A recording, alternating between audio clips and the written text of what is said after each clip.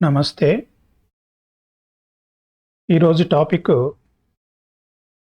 How to select inverter and battery for our home purpose.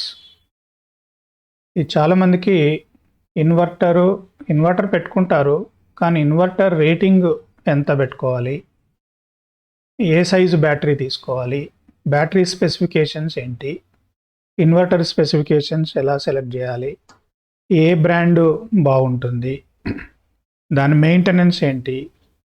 So ఇవన్నీ వివరాలు 10 మందిలో తీసుకుంటే 9 తెలియదు, ఒకరికి మాత్రమే తెలుస్తుంది. సో ఈ వీడియో పూర్తిగా అవగాహన కొరకు చేస్తున్నాను, జాగ్రత్తగా వినండి.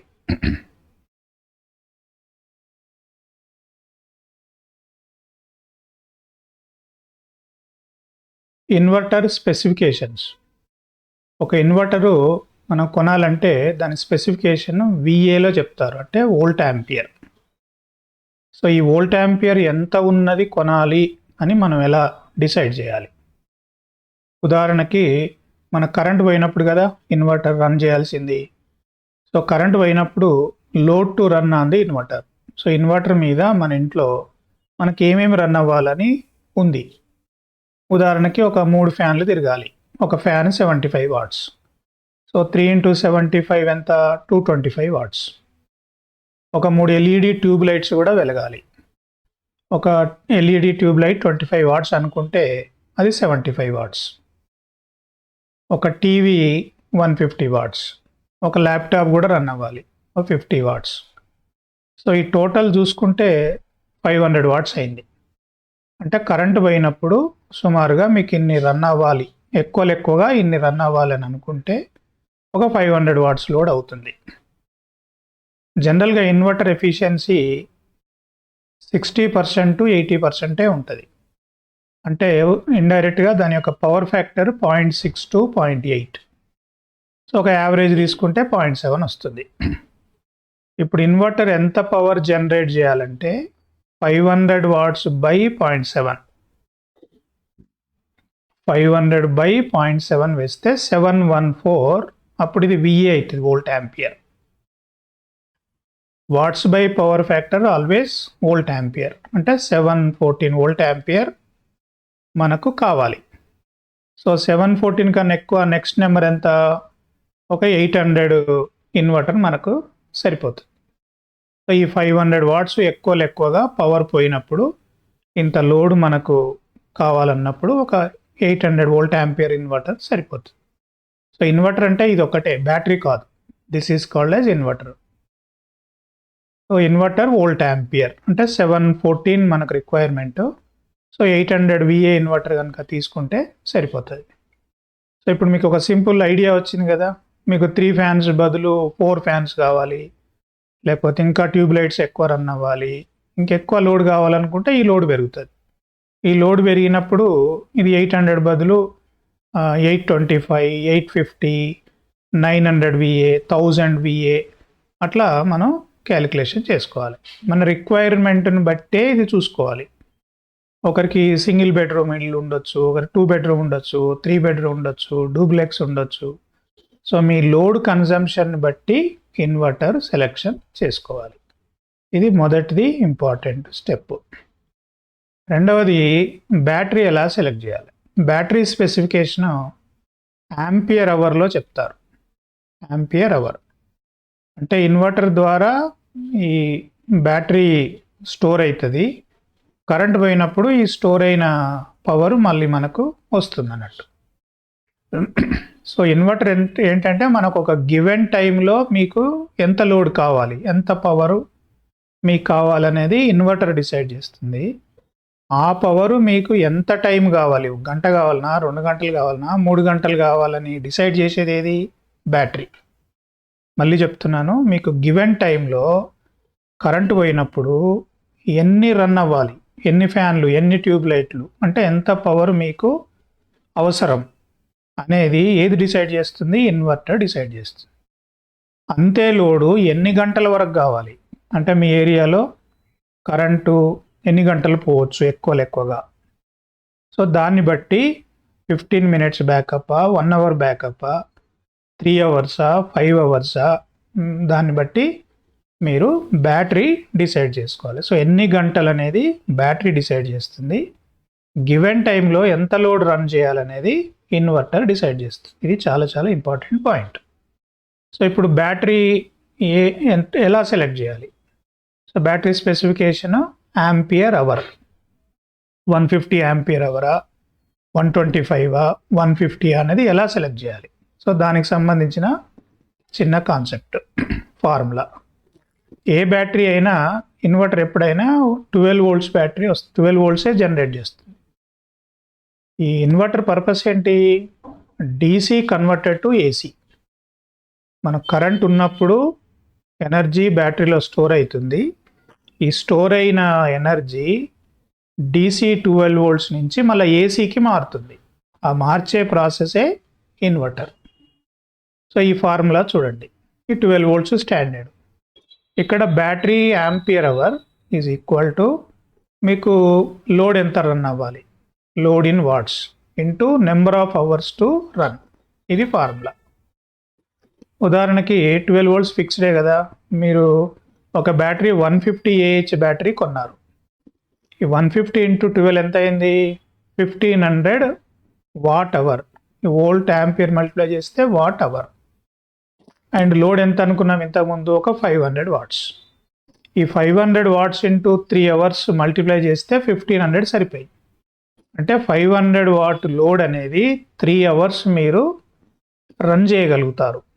ఎలా వచ్చింది concept? 150 ampere hour battery into 12 ఈ ప్రోడక్ట్, 500 ఇంటూ 3 అవర్స్, ఇది బ్యాలెన్స్ అయింది. ఇప్పుడు 150 ఆంపియర్ అవర్ బ్యాటరీ ఆల్రెడీ కొన్నారు, ఇంట్లో ఉంది. అంటే 1500 అనేది ఇది ఫిక్స్డ్. మీరు ఒక ఫ్యానే రన్ చేశారు. ఒక ఫ్యాన్ అంటే 75 వాట్స్.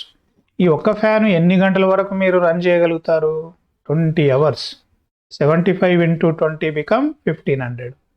2 ఫ్యాన్స్ అనుకోండి, 150 వాట్స్ ఇంటూ 10. లేదు మీరు 500 వాట్స్ మొత్తం లోడ్ వేసినారు, అప్పుడు ఇంటూ 3 అవర్స్.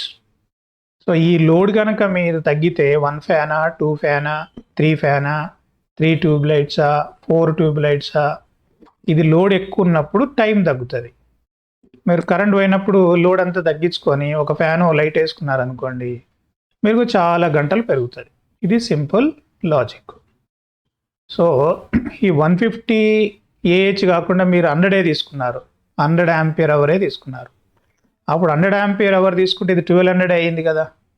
ఇది 1200 అయినప్పుడు ఇదే 500 లోడ్ కనుక మీరు వాడితే ఇది 1200 రావాలంటే ఇప్పుడు 3 రాదు, ఇది సంథింగ్ 2.5 ఎంత వస్తుంది సుమారుగా. అంటే ఇది అవర్స్ తగ్గుతుంది. సో మీకు కావలసిన లోడ్ ఎన్ని గంటలు కావాలి అనే దాన్ని బట్టి ఈ బ్యాటరీ మీరు సెలెక్ట్ చేసుకోవాల్సి వస్తుంది. మీ రిక్వైర్మెంట్ ఏమో తక్కువ, మీరు అనవసరంగా 150 ఆంపియర్ అవర్ బ్యాటరీ కొన్నారు, అనవసరంగా ఎక్కువ డబ్బులు పెడతారు. 100 ఆంపియర్ అవర్ రేట్ తక్కువ ఉంటుంది, 125 ఇంకా ఎక్కువ ఉంటుంది, 150 ఇంకా ఎక్కువ ఉంటుంది, 200 ఆంపియర్ అవర్ ఇంకా ఎక్కువ. ఈ ఆంపియర్ అవర్ స్పెసిఫికేషన్ పెరిగినా కొద్దీ దాని కాస్ట్ పెరుగుతుంది. సో ఈ విధంగా మీరు బ్యాటరీ రిక్వైర్మెంట్, బ్యాటరీ స్పెసిఫికేషన్ ఎంత అనేది మీరు క్యాలిక్యులేషన్ చేసుకోవచ్చు. ఇక్కడ more than 560 what load not allowed as a inverter limit is 8. For example,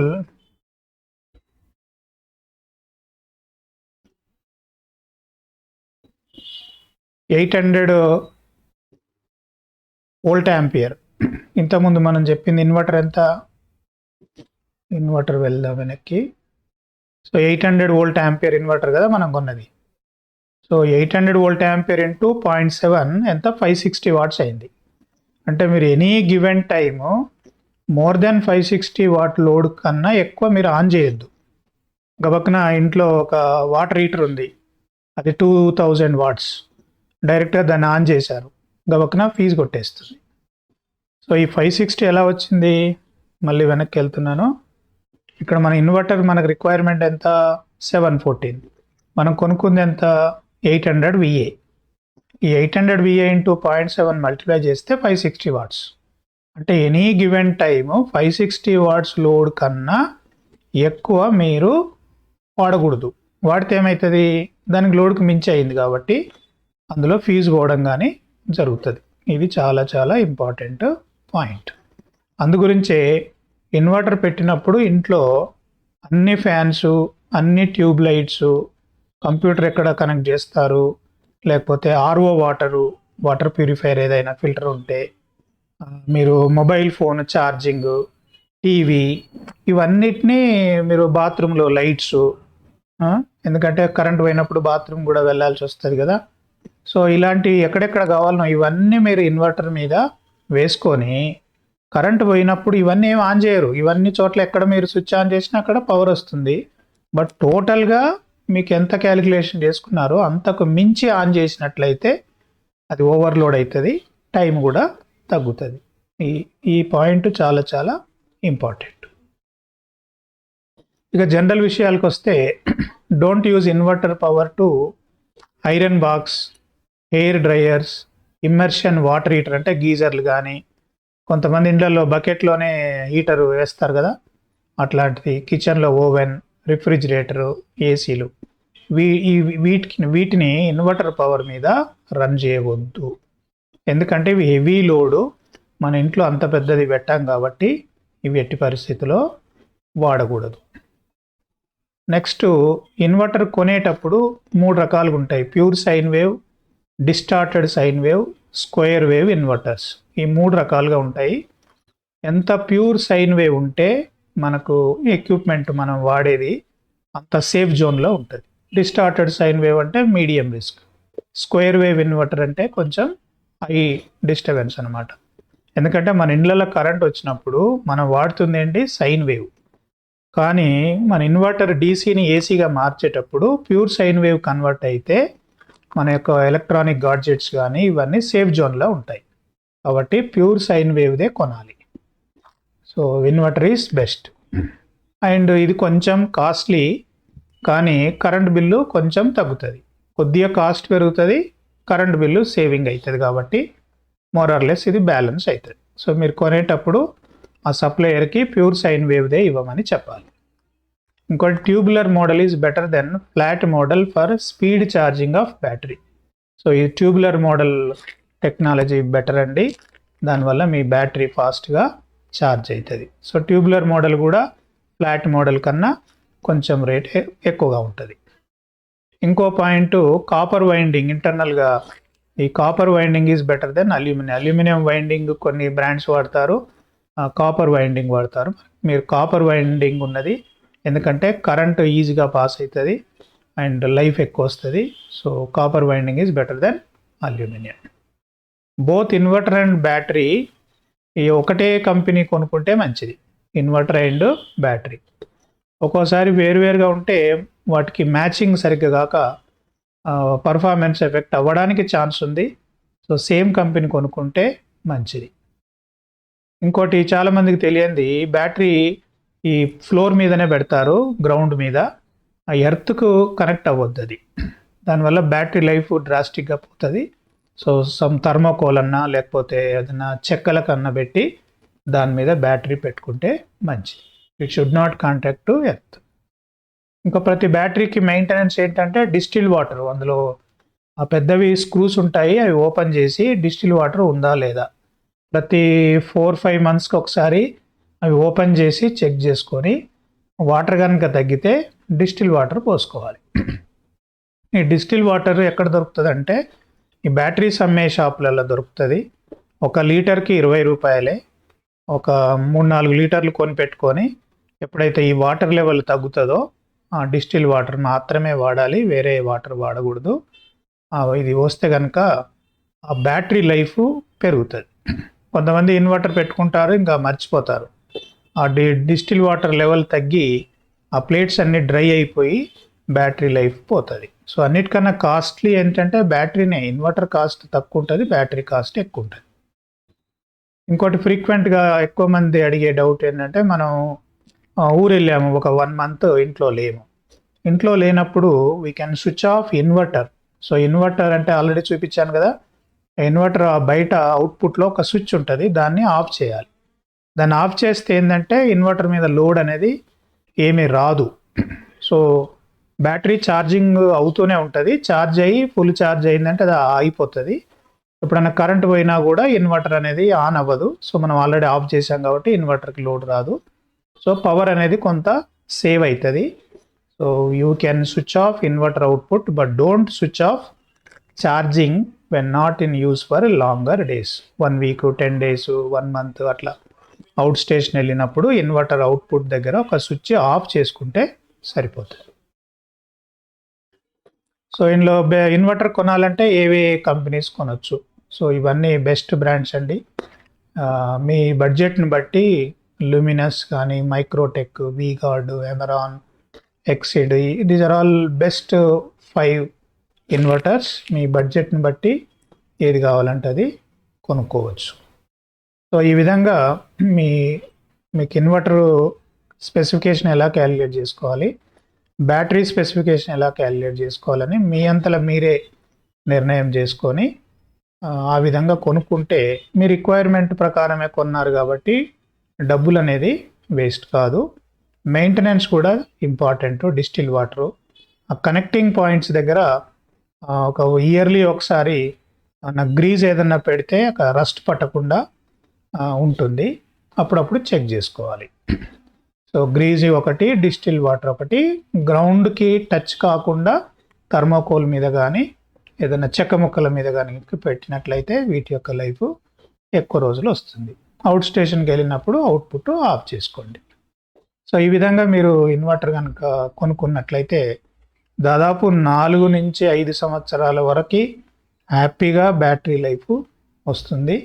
ఆ తర్వాత బ్యాటరీ మాత్రమే మార్చుకోవాలి, ఇన్వర్టర్ మార్చుకోవాల్సిన అవసరం లేదు.